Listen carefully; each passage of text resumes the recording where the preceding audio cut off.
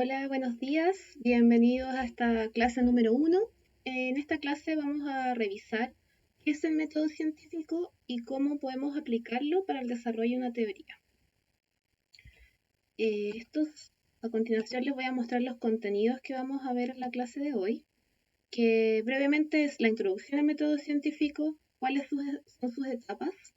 Vamos a ver un ejemplo a través del contagio del anthrax.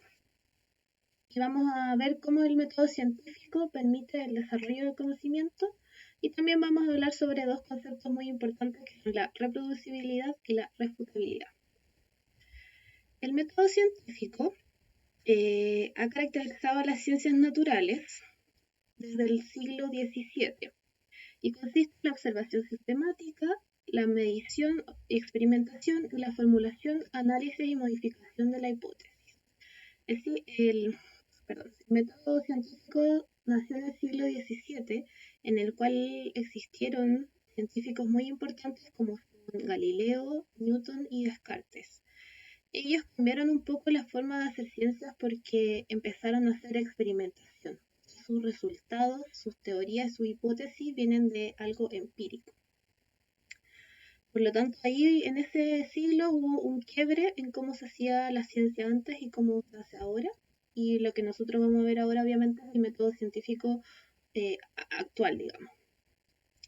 El método científico siempre es un procedimiento que se utiliza para obtener un conocimiento objetivo de la realidad y tratando de dar respuesta a distintas interrogantes que se nos ocurran a nosotros los científicos. El mecanismo a través del cual hacemos ciencia, a través del cual utilizamos el método científico, tiene que ser riguroso y tiene por objetivo crear nuevo conocimiento. El método científico lo podemos resumir básicamente en 4 etapas. Primero, la observación sistemática, luego la formulación de la pregunta o un problema, o hipótesis, o generar una hipótesis. Luego viene la tercera etapa, que es la experimentación, y por último viene la emisión de conclusiones. El método científico no es tan lineal como se presenta acá, no tiene a veces un inicio y un fin así tan definido, porque quizás los experimentos que realizamos no son suficientes para obtener una conclusión y responder a la pregunta. Entonces vamos a tener que realizar más experimentación. Y en este caso vamos a tener que volver desde las conclusiones a la experimentación. O quizás nos damos cuenta a través de la experimentación que nuestra pregunta está mal formulada. Entonces vamos a tener que volver atrás, formular una nueva pregunta, realizar más experimentos y tratar de llegar a las conclusiones. O sea que este método científico que vemos acá de forma lineal en general tiene loop, vamos volviendo atrás para tratar de llegar a una mejor conclusión. Ahora vamos a definir cada una de las etapas. La primera etapa es la observación sistemática. La observación sistemática es una percepción intencionada y selectiva. O sea, hay algún fenómeno que llama nuestra atención, que despierta nuestra curiosidad. Entonces nosotros vamos a observar ese fenómeno de forma repetida, vamos a tratar de hacerlo varias veces, vamos a estar conscientes de que estamos observando algo que nos interesa. Y otra cosa muy importante es que tenemos que llevar un registro de lo que está ocurriendo y de qué es lo que estamos observando, tratando de no interrumpir el proceso, o sea, ser meramente observadores de ello. Eso lo vamos a repetir varias veces de manera rigurosa, digamos que no vamos a intervenir en el sistema, no vamos a anotar solamente lo que nos conviene, sino que tenemos que ser rigurosos y sinceros con las observaciones que tenemos. Partamos con un ejemplo. El ejemplo que vamos a utilizar en toda esta clase es el contagio del anthrax. El contagio del anthrax fue descrito por este caballero, este médico alemán, Robert Koch, que vivió en la segunda mitad del siglo XIX. Y bueno, este caballero, por esta investigación y por varias otras, se ganó el Premio Nobel de Medicina en el año 1905. A él le gustaba o le llamaba la atención investigar sobre microorganismos que generaban enfermedades. Él estudió varias enfermedades como son el cólera, el tifus, el anthrax, entre otros. Bueno, él partió este estudio del contagio del anthrax con las investigaciones que había hecho antes otro científico que era Casimir Davain sobre el bacilo de Carbunco, que es conocido como anthrax. Y lo que él observó es que el anthrax se transmitía directamente entre las vacas. O sea que si había una vaca infectada, era capaz de transmitirle esa enfermedad a otra vaca y esa vaca también se infectaba. Pero hubo algo que le llamó la atención y fue que habían lugares donde habían brotes inexplicables de la enfermedad. O sea, no había ninguna vaca infectada y de todas maneras generaba algún brote en un ganado. Entonces, eso fue la observación que él realizó. Y vio que esto se repetía en distintos lugares, en distintas fechas, en distintas temporadas. Entonces, esta fue su primera observación, que en lugares donde no había ningún individuo contagiado, se producían brotes de anthrax. Ahora pasamos a la segunda etapa, a la formulación de una pregunta o un problema. A partir de la observación surge un problema o una pregunta que queremos resolver. Es así como nosotros formulamos una hipótesis. Y la hipótesis la hipótesis no es la pregunta en sí, sino que es lo que trata de responder a la pregunta. Nosotros formulamos algo que creemos que tiene sentido y que responde a la pregunta que se nos ocurrió en primer lugar. Entonces, para formular una hipótesis utilizamos el razonamiento deductivo. Y el razonamiento deductivo quiere decir que tratamos de utilizar pasos lógicos. O sea, un ejemplo clásico es que yo digo, por ejemplo, que todos los metales son maleables. Después digo que el oro es un metal. Entonces mi conclusión es, o el pensamiento deductivo, es que el oro es maleable. Porque el oro es un metal y los metales son maleables. De esa forma tratamos de generar una hipótesis que responda a la pregunta que nos surgió a través de la observación. Seguimos con el ejemplo. Entonces la pregunta que surgió de la observación es ¿por qué hay contagio de anthrax cuando no hay un individuo que inicie el contagio? Y entonces acá en la parte en general, una de las más difíciles es proponer una hipótesis. Y la hipótesis que propusieron fue que el bacilo, el anthrax, el microorganismo, o una parte de él puede sobrevivir fuera del huésped, o sea, fuera de algún individuo infectado. Entonces, ¿qué viene ahora? Nosotros tenemos que tratar de validar o refutar nuestra hipótesis. Y para eso realizamos experimentos. La experimentación es el estudio de un fenómeno a través de su reproducción, habitualmente en condiciones de laboratorio, en repetidas ocasiones y en condiciones controladas. Ahora, lo que nosotros observamos en la naturaleza, tenemos que tratar de replicarlo en el laboratorio, en condiciones que sean controladas, que nosotros podamos, por ejemplo, controlar la temperatura, controlar la humedad, controlar los nutrientes que le estamos otorgando, etcétera. Y un experimento para decir que está bien o que responde a la hipótesis tenemos que hacerlo varias veces.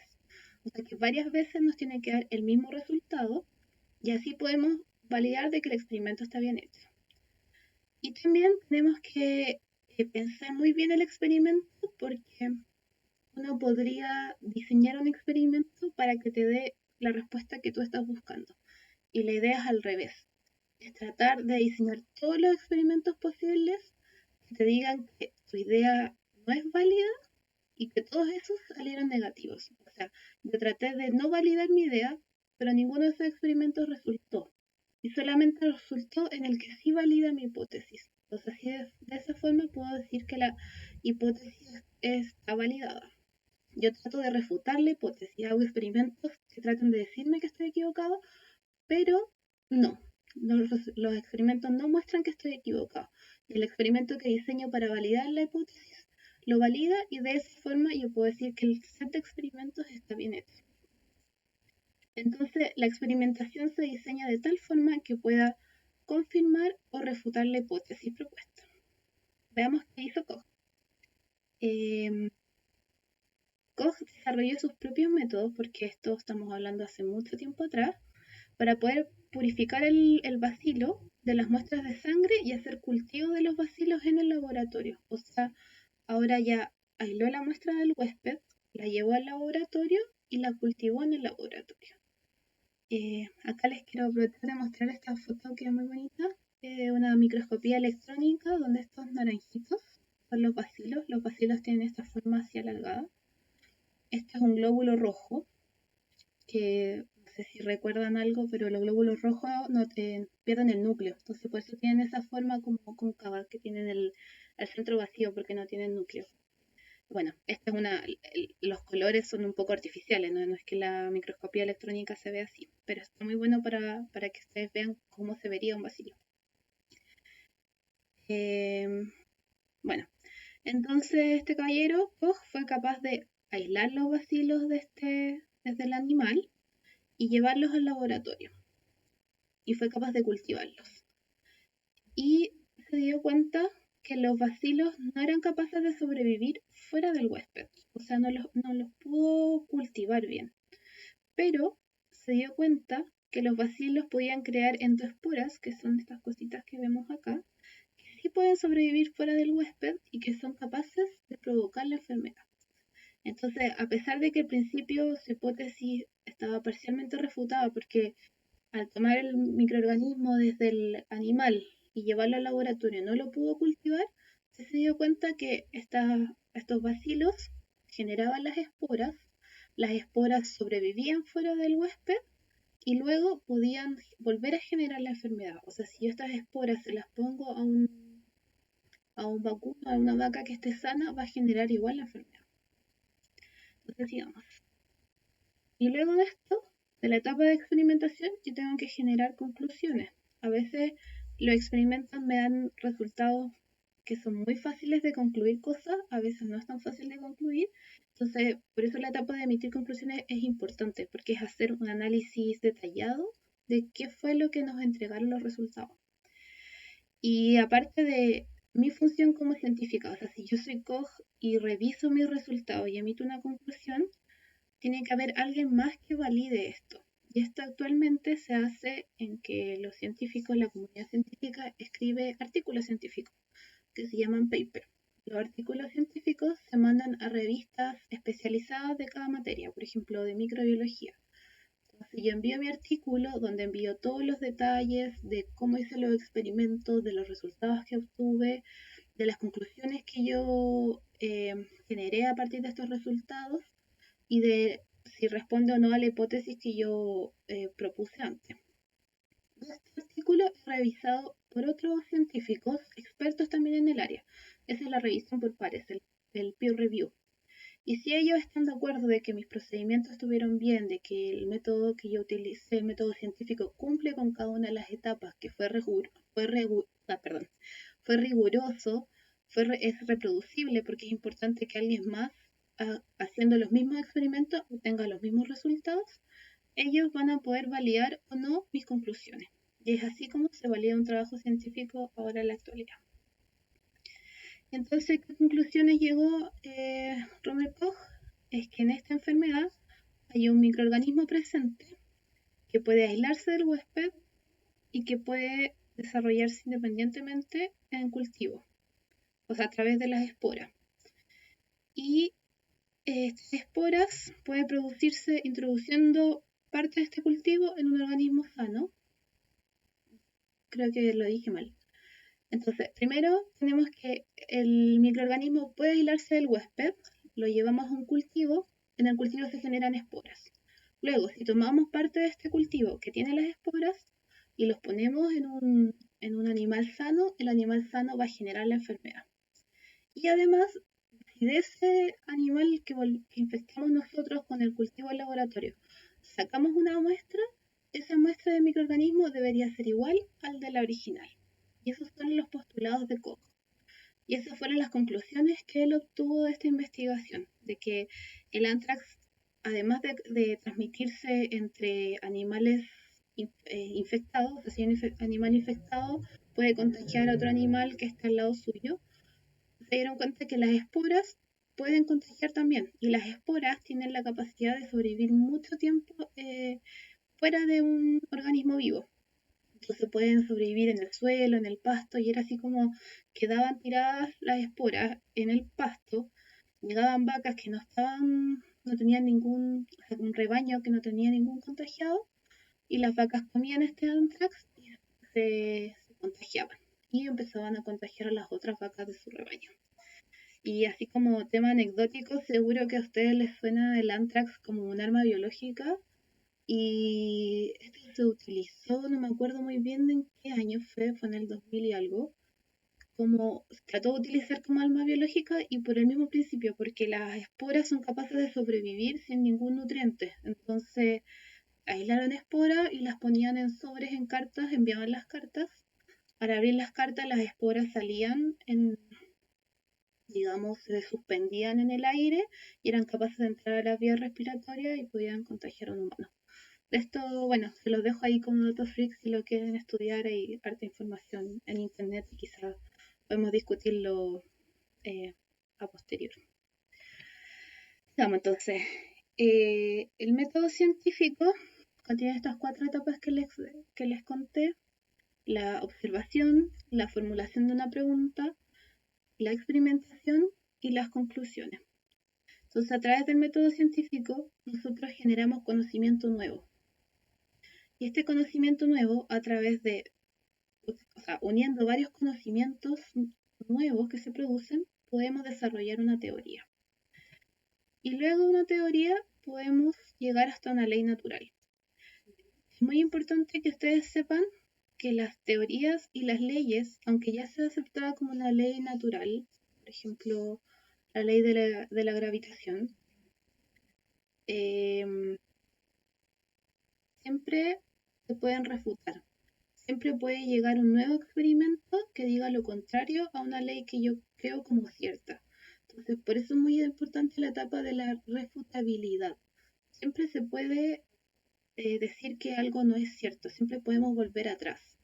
Pero en general vamos de más a menos. O sea, hacen muchas investigaciones que validan una hipótesis, vamos a generar una teoría. Esta teoría puede comprender varios fenómenos y vamos a llegar a una ley natural. Pero siempre y cuando nadie la refute. Por ejemplo, eso es lo que pasó con Newton y después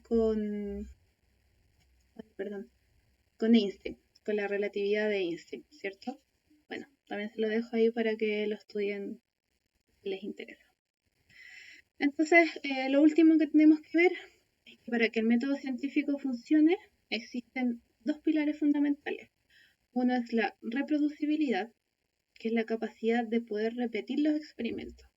O sea que si hago un experimento acá en la facultad, en el laboratorio, yo escribo un protocolo y tengo que escribir paso a paso tal como hice el experimento, a qué temperatura utilicé, qué concentración utilicé, cuánto volumen, cuánto tiempo dejé la reacción, cuántos días lo observé, etc. Yo le paso ese protocolo a cualquiera de ustedes, a cualquier otro científico, en cualquier parte del mundo, él debería ser capaz de repetir el experimento y de obtener los mismos resultados. Esa es la reproducibilidad. Y el experimento de siempre los mismos resultados, independiente de cuántas veces lo haga. Entonces, esa es la reproducibilidad, es muy importante.